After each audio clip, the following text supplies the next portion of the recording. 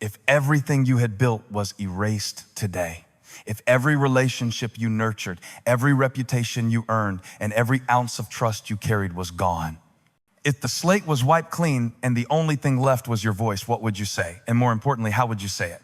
That is not just a question. It is a reset, a challenge to stop treating communication like a casual reflex and start treating it like a powerful design. Because how you speak is not just a reflection of who you are. It is the blueprint of who you are becoming. If I had to rebuild from scratch, I would not start with strategy. I would not start with status. I would start with presence, with tone, with language, with the way I carry my emotions into every room I enter. Because before people believe in your vision, they believe in your voice. Before they trust your ideas, they trust your energy. And if your words do not hold weight, neither will your plans. So many people think communication is about performance, about clever words and perfect timing, but it is not. Communication is about alignment between what you say and how you live, between the peace inside you and the words that leave your mouth. And that kind of alignment cannot be faked. It has to be built one conversation at a time. This is not about being liked, it is about being clear. It is about speaking in a way that honors your values and protects your future. Because your words are not just heard, they are remembered. And over time, they become your legacy. In this blueprint, I will not give you tricks. I will not give you scripts. I will give you 3 rules, 3 principles I would follow if I had to build connection, influence, and trust all over again. And the best part is, you do not need to lose everything to begin. You can start with the next conversation, the next message, the next word that leaves your mouth. If you want to change your life, do not wait for a second chance. Speak like it already began. Most people speak to be heard. Few speak to be remembered. Fewer still speak to be trusted. But if I had to start over with nothing, if all I had was the weight of my voice and the intention behind every sentence, I would speak as if each word carried consequence. Because it does. Words are never neutral. They either build or they break. They either connect or confuse. They either pull people closer or push them away. You may forget what you said yesterday, but someone else might still be carrying it. That is the power we hold and too often ignore. We throw words into the world like pebbles into water, forgetting the ripples travel farther than we see. To speak as if every word matters is not about being perfect. It is about being deliberate. When you rush, when you defend, when you react without pause, you trade influence for impulse. You may win the moment, but you lose the message. And over time, people stop listening, not because they do not care, but because your words stopped earning their trust. We live in a world that rewards loudness, but loud is not the same as clear. It is not the same as anchored. Real communication does not need to compete for attention. It holds attention through depth, through resonance, through the way it makes someone feel seen, not just spoken to. If I had to rebuild my life, I would speak less often, but more precisely. I would not waste breath filling silence with noise. I would use it to build presence, to carry calm, to say something worth remembering, because every time you speak, you tell the world who you are, and over time, your reputation is built not just by your decisions, but by your sentences. This is not about vocabulary. It is about intention. It is about knowing when to speak and when to let the moment speak for itself.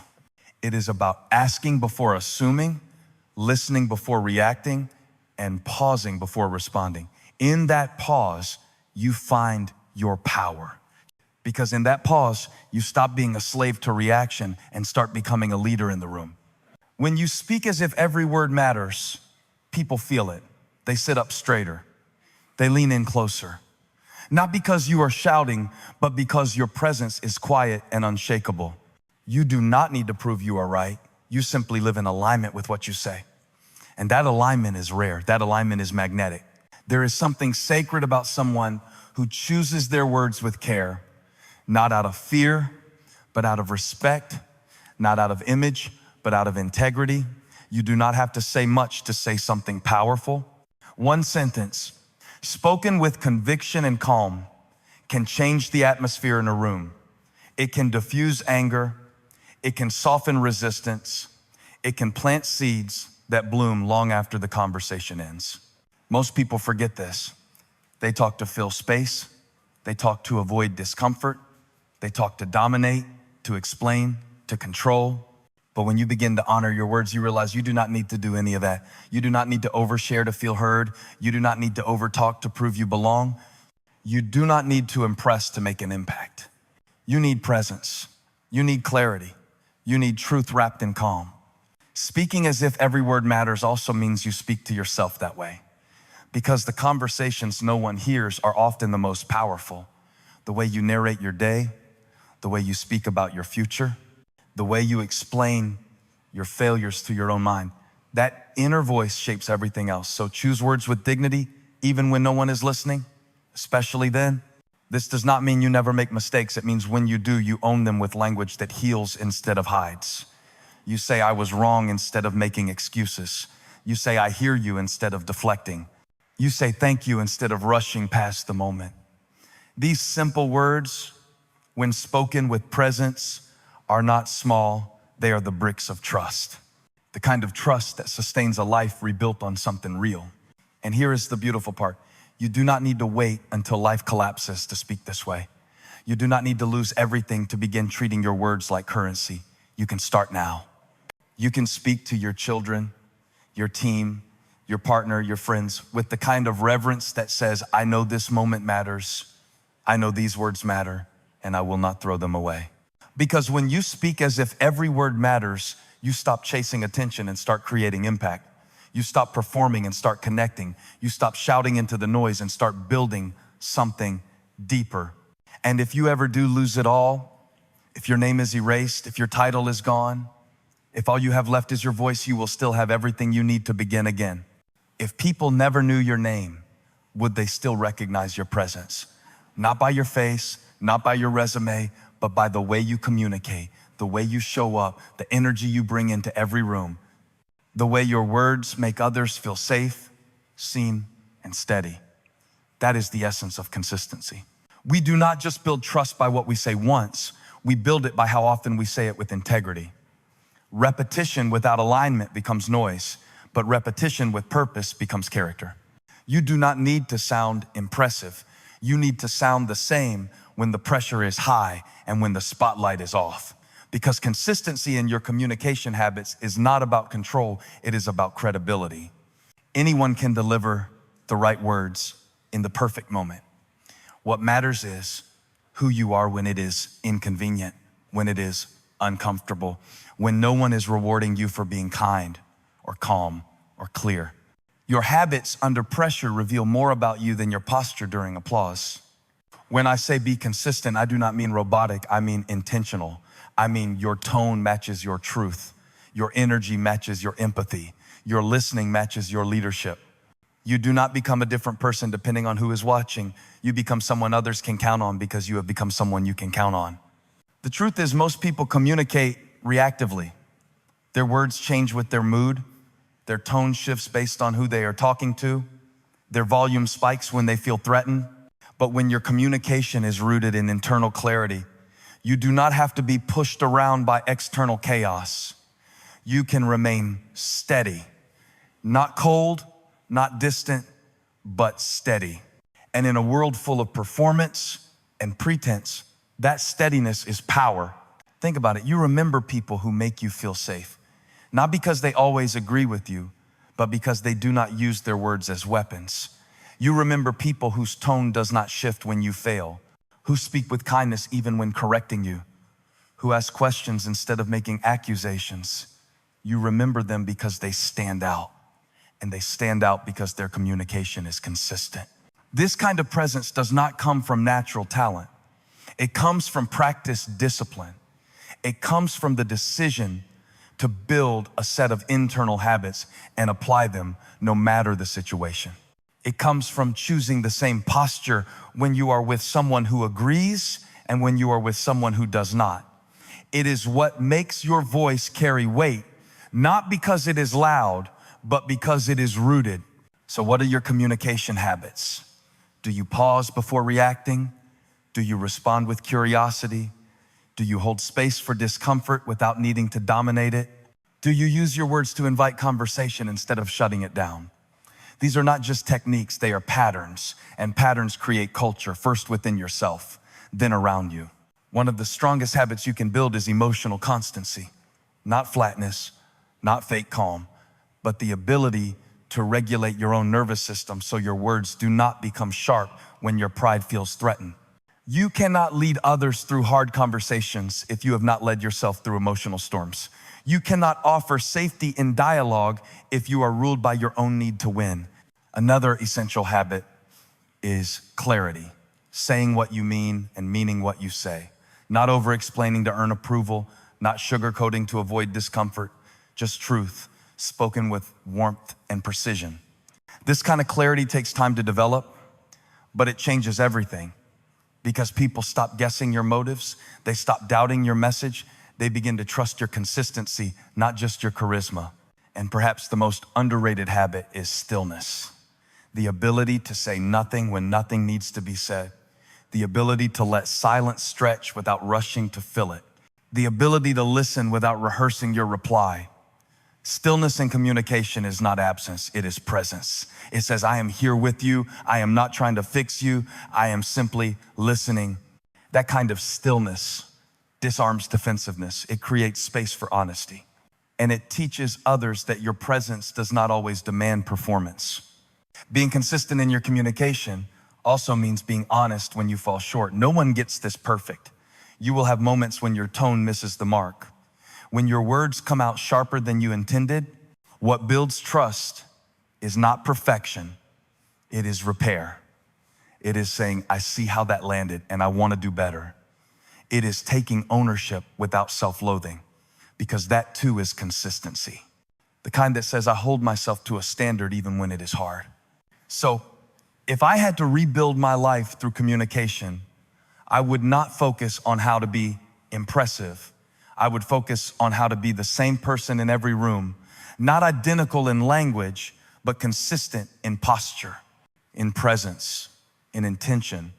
I would choose habits that reflect who I want to be, not just who I am reacting to in the moment. And I would build them quietly, daily, in the moments no one sees. Because the work you do in private always shows up in public. Your calm becomes your signature. Your clarity becomes your compass. Your emotional steadiness becomes the reason people lean in when you speak. So speak like someone building a reputation with every conversation. Listen like someone shaping legacy in every silence. And carry yourself with the kind of presence that does not need to shift to match the room, because it has already been shaped by something deeper than approval. You do not need a title to lead. You just need to speak with consistency that says, I know who I am and I speak from that place. Most people avoid hard conversations because they think hard means harmful, but the truth is silence can harm more than honesty ever will. The conversations we run from are often the very ones that would heal us if we chose to face them. And if I had to rebuild my life from the ground up, I would not chase comfort. I would welcome the uncomfortable truth and build trust through it. Hard conversations are not a sign that something is broken. They are a sign that something matters. If it did not matter, you would not feel the tension, you would not feel the fear, you would not feel the pull. So when that feeling comes, do not run, lean in, not aggressively, not to overpower, but to understand, to connect, to grow. What makes a conversation hard is not always the topic.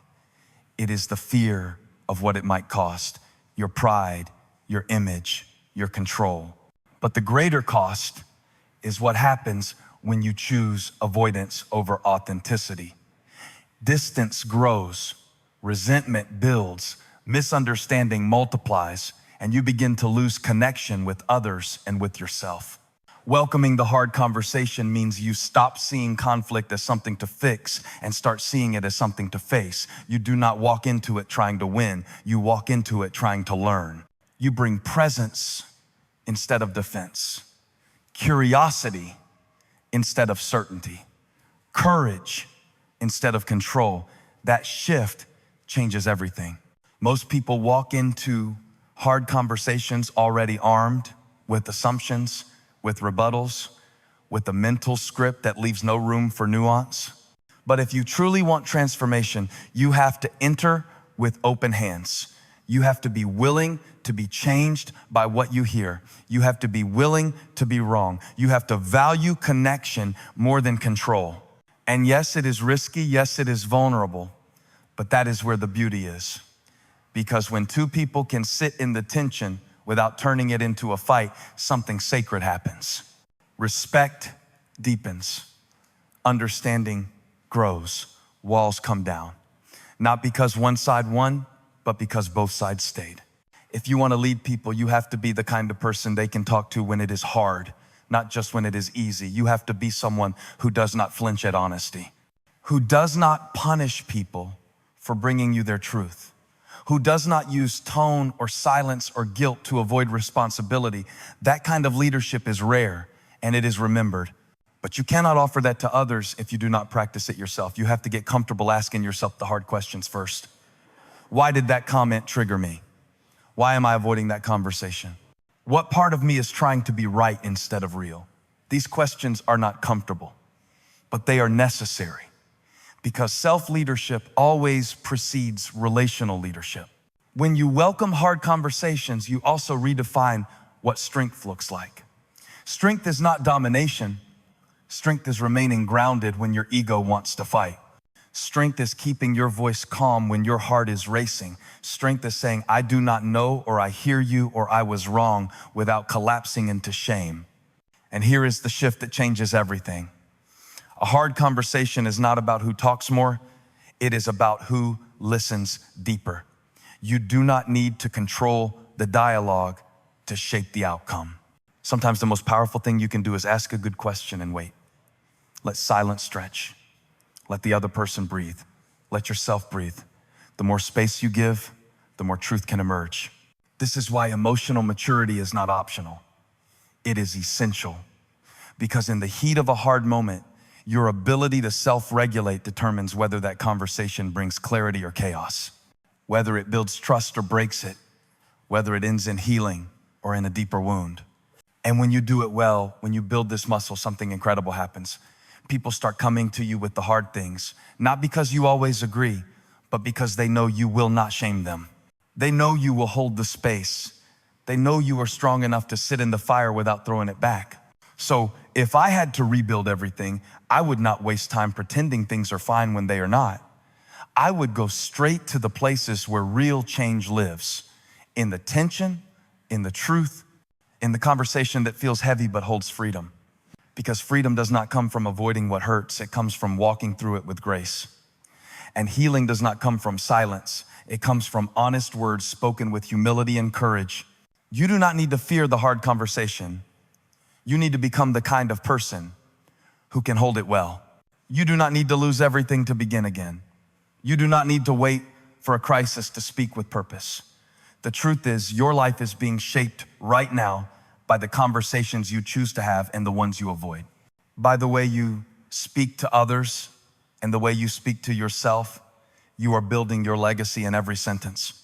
The question is whether you are building it with intention or just reacting to whatever comes your way.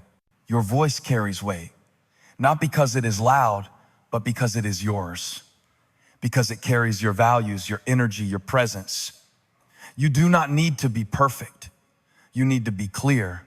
You need to be steady. You need to be consistent in how you show up, especially when it is hard, because those are the moments that reveal who you truly are. And they are also the moments people remember the most. This blueprint is not about tips. It is not about sounding smart. It is about becoming whole. It is about speaking in a way that aligns with your deepest convictions and your future self. So speak with weight, speak with clarity, speak with kindness, speak with the awareness that your words have the power to either heal or harden the hearts around you. If this message stirred something in you, do not let it fade. Start now. Start with the next conversation, with the next moment of tension, with the next word that wants to leave your mouth. Ask yourself, does this word build or break? Does it connect or defend? and choose better every time. And if you are on the journey of becoming 1% stronger each day, this space is for you. Subscribe to Daily 1% Impact, not just to hear more messages like this, but to be reminded that you are not alone, that growth is slow, but it is sacred, and it begins with the way you speak. Your voice is not just a sound, it is a signal. Let it be one of truth, courage, and impact.